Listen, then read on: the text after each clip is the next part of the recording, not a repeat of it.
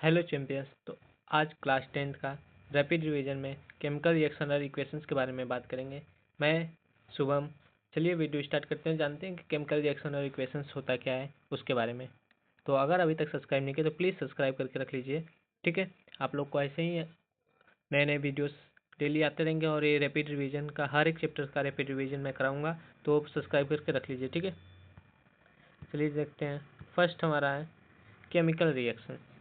Chemical reaction होता क्या है उसके बारे में जान लेते हैं। तो केमिकल रिएक्शन क्या होता है? The transformation of a chemical substance into the another chemical substance, ठीक है। केमिकल सबस्टेंस का किसी और केमिकल सबस्टेंस में ट्रांसफर होगा, उसी को हम कहते हैं केमिकल रिएक्शन। जैसे rusting of iron, the setting of milk into the curd, मतलब कि जब मिल्क कर्ड में चेंज हो जाए उसे केमिकल रिएक्शन कहेंगे। रस्टिंग ऑफ आयरन को केमिकल रिएक्शन कहेंगे। केमिकल इक्वेशंस क्या होता है? तो केमिकल इक्वेशंस जान लेते हैं, ठीक है। केमिकल इक्वेशंस मतलब representation of the chemical reaction using the symbols and the formulas of the substance, ठीक है। किसी भी एक सब्सटेंस का फॉर्मूला, ठीक है, उसके हम रिप्रेजेंट करें या फिर कोई एक सिंबल के थ्रू हम रिएक्शंस को रिप्रेजेंट करेंगे, केमिकल रिएक्शंस को रिप्रेजेंट करेंगे। जैसे कि A+B = C+D, ठीक है। अब ए क्या है? रिएक्टेंट है। और C+D क्या है? प्रोडक्ट है, ठीक है। तो रिएक्टेंट प्रोडक्ट। अब देखिए Mg+O2 प्रोडक्ट में क्या है? MgO, ठीक है। तो ये जो है मैग्नीज में ये ऑक्सीजन है। मैग्नीज और ऑक्सीजन को हमने सिंबल के रूप में रिप्रेजेंट कर दिया। देखिए यहाँ पे लिखा है ना फार्मूलास ऑफ द सब्सटेंस, तो ये सब्सटेंस थे, इसको हमने फार्मूलास के रूप में रिप्रेजेंट कर दिया, तो इसी को कहते हैं हम केमिकल इक्वेशंस, ठीक है। अब रिएक्टेंट और प्रोडक्ट क्या होता है? दो रिएक्टेंट से मिलकर ही जो प्रोडक्ट जो निकलता है उसी को हम कहते हैं रिएक्टेंट और प्रोडक्ट।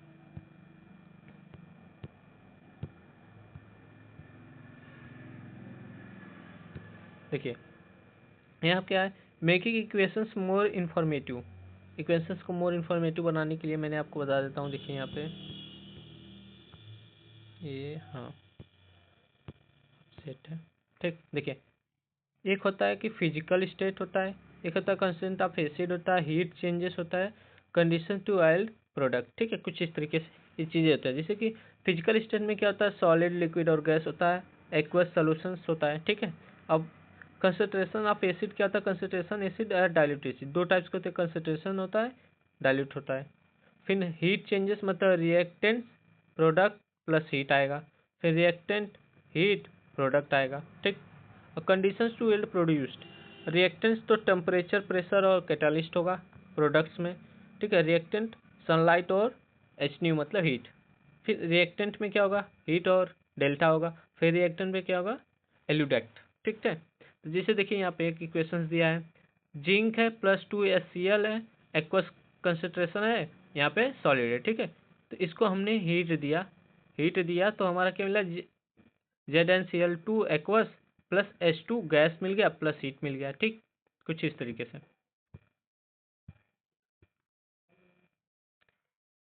नेक्स्ट है कुछ इंपॉर्टेंट टर्म्स है, जैसे प्रेसिपिटेट।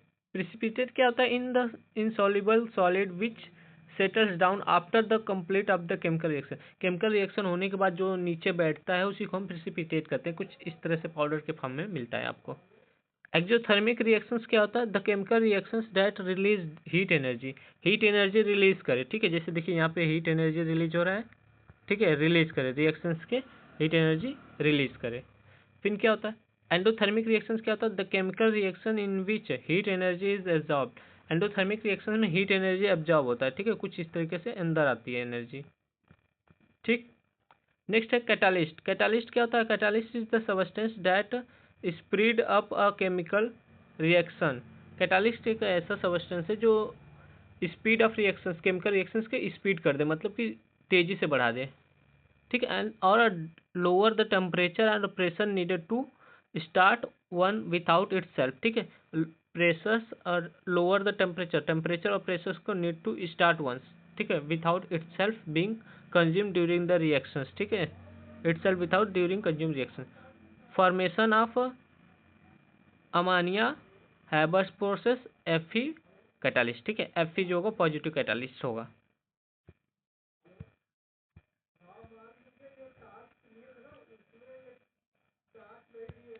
नेक्स्ट है characteristics of the chemical reactions, characteristics of the chemical reactions के बारे में जान लेते हैं। तो केमिकल रिएक्शंस में हमें क्या क्या चेंजेस मिलेंगे, जैसे कि चेंज इन कलर होगा, चेंज इन टेम्परेचर होगा, चेंज इन स्टेट होगा, एलिवेशन ऑफ गैस होगा, फॉर्मेशन ऑफ प्रेसिपिटेट होगा, एंडोथर्मिक होगा, एक एक्सोथर्मिक होगा। ठीक है, इन सब चेंजेस हो गए। अब देखिए कैसे होगा चेंज इन कलर में, देख लीजिए Fe प्लस CuSO4 लिए, CuSO4 ब्लू था, फिर FeSO4 ब्लू प्लस ग्रीन हो गया, फिर Cu बाहर निकल जाएगा, फिर CaO प्लस H2O, तो CaOH2 प्लस हीट, तो हीट इज जनरेटेड। यहाँ पे देखिए चेंज इन टेम्परेचर, तो टेम्परेचर चेंज होने का मतलब कि हीट जनरेट हो रहा है, मतलब हीट बढ़ रही है।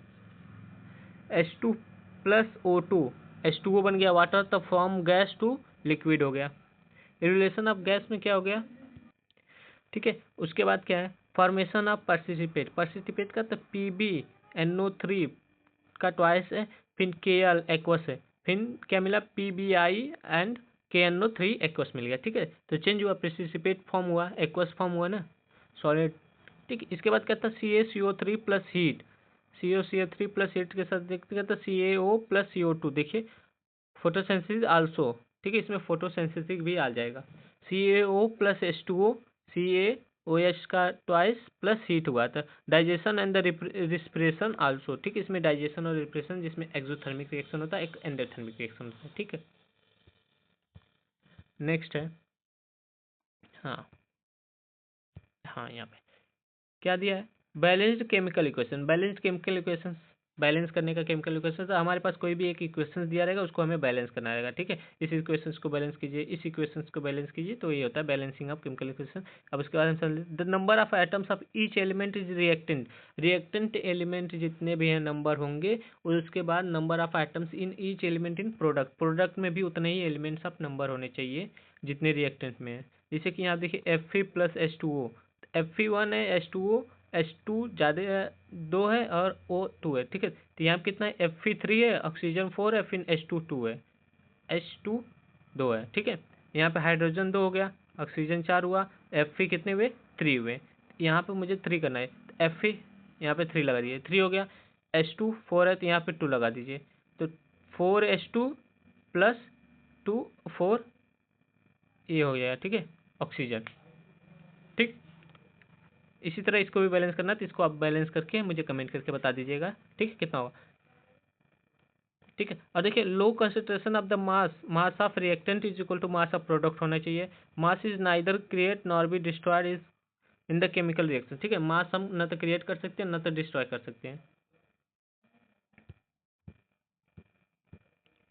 अब बात करते हैं types of chemical reactions, chemical reactions के टाइप्स के बारे में। ठीक है, तो केमिकल रिएक्शन में एक होता है कम्बिनेशन रिएक्शन होता है, जो टू और more reactant combine to form single product, two और more reactant combine to form a single product, single product में ले लेंगे, जैसे कि A plus B, A B मिल जाएगा। ठीक है, जैसे CaO प्लस H2O से CaOH2 मिला।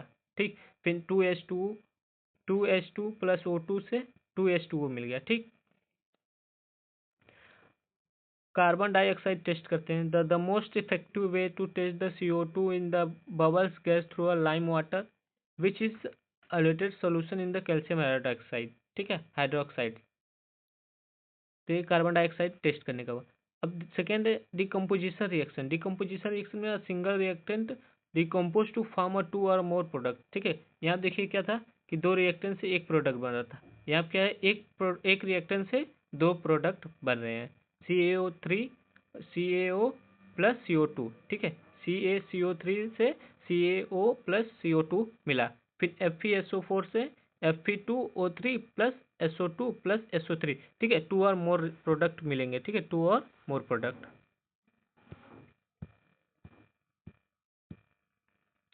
नेक्स्ट है, देखिए डायग्राम है, डायग्राम समझ लीजिए आप। ठीक है, देखिए इसमें ऑक्सीजन है, प्लास्टिक मग है, हाइड्रोजन है, वाटर है, वाटर। ठीक है, टेस्ट ट्यूब है, ग्राफिक्स रॉड है, एनोड है, स्विच है, और बैटरी है 6 वोल्ट का, कैनोड है, रबर स्टॉपर है। ठीक है, इसमें हमें डायग्राम के माध्यम से समझाया कि हमारा कैनोड और एथोड, एनोड और कैथोड किस साइड होगा। ठीक है, तो इसमें हमें यही बताया है, तो आप ये डायग्राम देख के आप समझ जाइए कि किस तरह से होगा, एनोड और कैथोड किससे लेने याद रखना है। ठीक है, ठीक है, तो ये आपका हो गया एनोड और कैथोड, एक डायग्राम है, डायग्राम में आप याद कर लीजिए, एनसीईआरटी के बुक में भी दिया है। अब जान लेते हैं डिस्प्लेसमेंट रिएक्शन। डिस्प्लेसमेंट रिएक्शंस क्या होता है? डिस्प्लेसमेंट रिएक्शंस में होता है chemical reaction in which one और more reactive element displace a less reactive element in the form of compounds. ठीक है, ठीक है, कोई एक डिस्प्लेसमेंट रिएक्शन है तो वो लेस रिएक्टिव एलिमेंट्स को डिस्प्लेस करेगा। ठीक है, मोर रिएक्टिव एलिमेंट से लेस रिएक्टिव एलिमेंट को डिस्प्लेस करेगा। तो इसमें भी कितने आते हैं? दो आते हैं, एक सिंगल डिस्प्लेसमेंट आता है कि डबल डिस्प्लेसमेंट आता है। सिंगल डिस्प्लेसमेंट में मतलब कि ए प्लस बी प्लस सी, मतलब कि दो मॉलिक्यूल, दो सबस्टेंस या दो एलिमेंट है प्लस एक एलिमेंट है, तो उसमें से एक डिस्प्लेस हो जाएगा। ठीक है, डिस्प्लेस होगा तो ए सी प्लस बी बन जाएगा। जैसे देखिए जिंक है, फिर CuSO4 है, तो Cu सिंगल हो गया, फिर जो जिंक है वो SO4 को डिस्प्लेस करके यहाँ पे ZnSO4 बन गया। डबल डिस्प्लेसमेंट क्या होता है? ये दो एलिमेंट दोनों एलिमेंट को डिस्प्लेस करेंगे, मतलब कि दोनों दोनों को डिस्प्लेस करेंगे। जैसे Na2SO4 है, BaCl2 है, तो क्या किया कि Na2Cl के साथ चला गया। ठीक है, NO2 किसके साथ चला गया? Cl के साथ चला गया, और SO4 Ba के साथ चला गया था। BaSO4 बना, 2NaCl बन गया।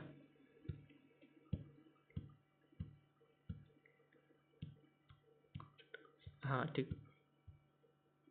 ये हाँ, देखिए यहाँ पे हमें कैसे याद करना पड़ेगा रिएक्टिव सीरीज, कैसे हमें पता चलेगा कि कौन सा लेस रिएक्टिव कौन सा मोर रिएक्टिव है। ठीक है, तो यहाँ पे देखिए बहुत ही इजी है, ये सीक्रेट ट्रिक्स है, रिमाइंडर कर लीजिए। ठीक है, ठीक है, जैसे देखिए पोटेशियम जो है वो सबसे ज़्यादा रिएक्टिव, पोटेशियम, फिर सोडियम, फिर कैल्शियम, फिर मैग्नीशियम, फिर अल्युमिनियम, फिर जिंक, फिर iron, lead, hydrogen, copper, mercury, silver और gold. Gold is less reactive. ठीक है, गोल्ड के बाद सिल्वर है, सिल्वर के बाद मरकरी है, मरकरी के बाद कॉपर है। ठीक है, यहाँ पर रिएक्टिव डिक्रीज, रिएक्टिव जो है डिक्रीज कर रहा है। ठीक है, तो देखिए ये इतने सारे हैं जो आपको याद रखने हैं। ठीक है,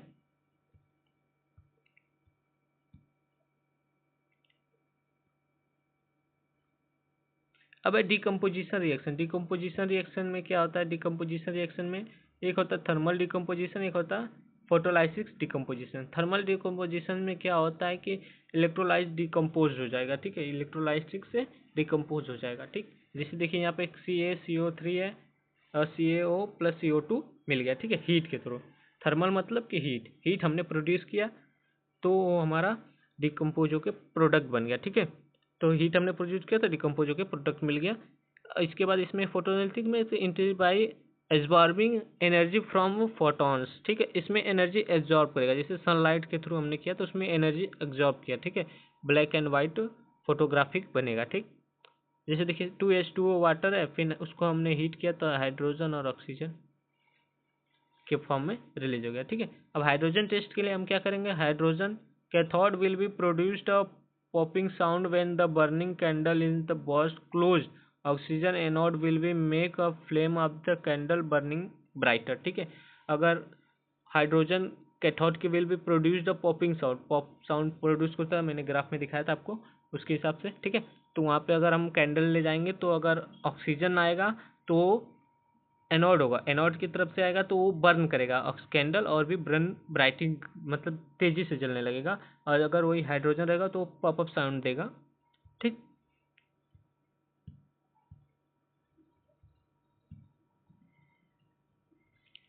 ठीक, अब है देखिए यहाँ पे कुछ चीज़ें बताएं हमने।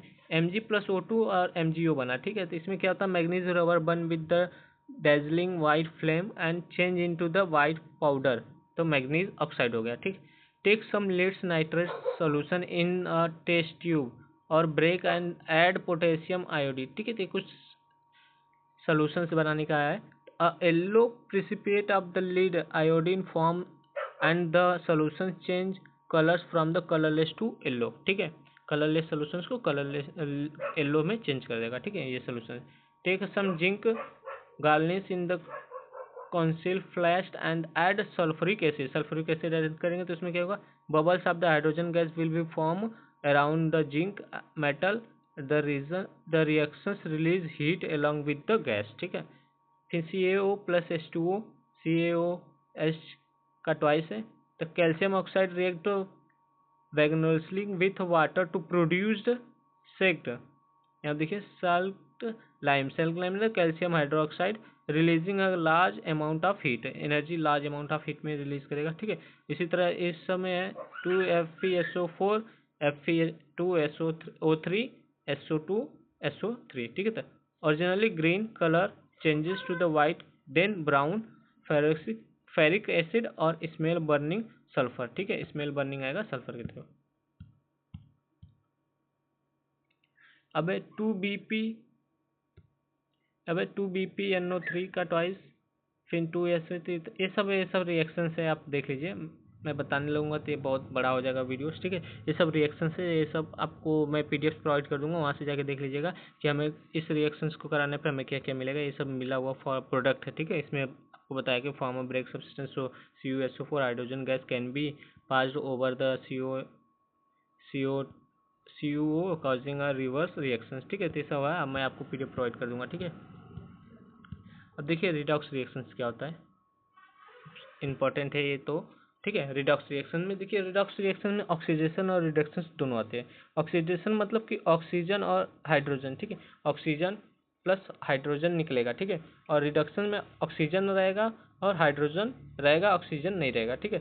MnO2 plus 4HCl, MnCl2 plus 2H2OCl2, ठीक है। कुछ इस तरीके से होगा। देखिए देखिए यहाँ पे ऑक्सीजन बाहर निकल गया है, ठीक है, हाइड्रोजन के साथ है। यहाँ पे ऑक्सीजन किसके साथ था, Mn के साथ था, मैग्नीशियम के साथ था ना। ऑक्सीडेटिंग एजेंट मतलब an oxidising agent is the substance that causes oxidation by the accepting electron through it gives reduce, ठीक है।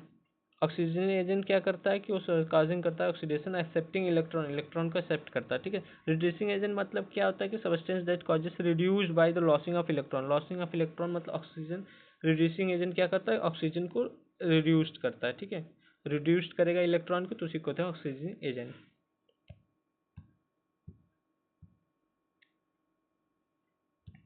अब effects of oxidation in daily life, daily life में ऑक्सीडेशन का इफेक्ट्स देख लेते हैं। तो फर्स्ट हमारा कोरिजन है। कोरिजन मतलब मेटल आर ग्रेजुअली डिस्ट्रॉयड, देखिए यहाँ पे कोरिजन मतलब रस्टिंग, ठीक है, रस्ट हुआ ना इस पे, ये सब रस्टिंग है, ठीक। देखिए metal are gradually destroyed by the chemical reaction with substance in the environment such that the moisture and acid. Example के लिए रस्टिंग ऑफ आयरन है, ट्रेसिंग ऑफ सिल्वर है, ग्रीन कोटिंग ऑन कॉपर। फिर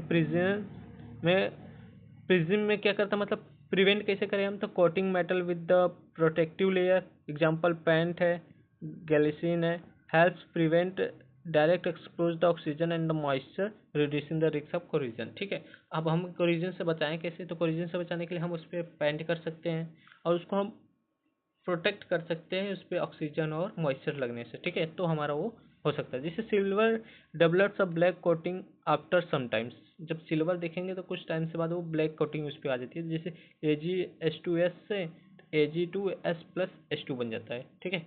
copper develops a green coating after some times, कुछ time बाद copper पे green coating आने लगती है, ग्रीन कलर का उस पर कोटिंग होने लगती है, तो Cu+H2O+CO2+O2, तो ये बनेगा CuCO3CuOS2, ठीक है, कुछ इस टाइप से बन जाएगा।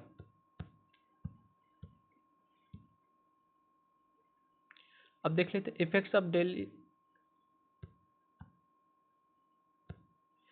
Of oxidation in daily life, ठीक है। ऑक्सीडेशन ऑफ डेली लाइफ में क्या होता है, रेसिडेंटी the spoiling of the fats and the oils in the food leading to unpleasant taste and the smell, ठीक है। अनप्लीजेंट टेस्ट मतलब कि कोई फूड्स है या फिर ऑयली चीज़ें से तो स्मेल देने लगती हैं, तो स्पॉइलिंग बटर्स का स्पॉइलिंग होना, oil, cooking oil, steel chips जो चिप्स के पैकेट्स आते हैं उसमें उसका स्वाद उड़ जाना, ठीक है, स्मेल करने लगता है।